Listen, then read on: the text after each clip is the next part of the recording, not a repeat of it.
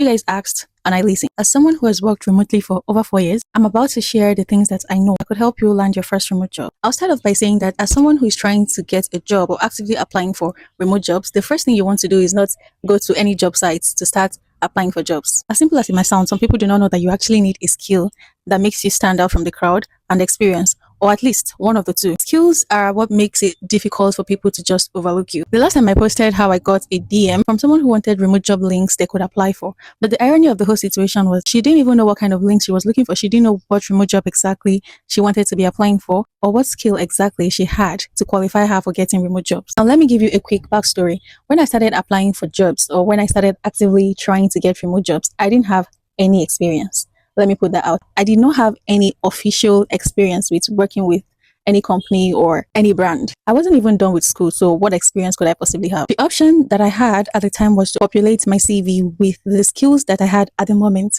which were how to use simple tools like the MX Word, Excel, Google Workspace, communication skill, attention to detail, a little bit of research at the time because the course I was studying obviously gave me that edge. That was all I had. But I also knew that that was not going to be enough because if I'm employing someone to do something for me, I would like to think that I would prefer to employ somebody that has done something related to that in the past.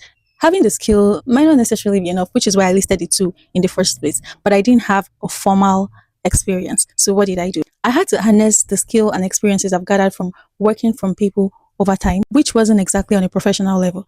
I had worked with my dad before then as a sales rep in his shop, and my mom, I did the same thing. And during one of the times when we were on strike for ASU, I had to go work with a restaurant as their sales rep. Even though that might not seem like a lot, it came in handy when I needed to populate my CV. I had to look for a way to make that look interesting to my potential employer. Whatever skill you had as a sales rep could translate into customer support, customer service, customer experience, or even business development and sales representative. However, you'll be needing some sort of skills, which is communication skills and writing skills, to make all of those basic experiences that you have appear interesting to your potential employer, which was what I did.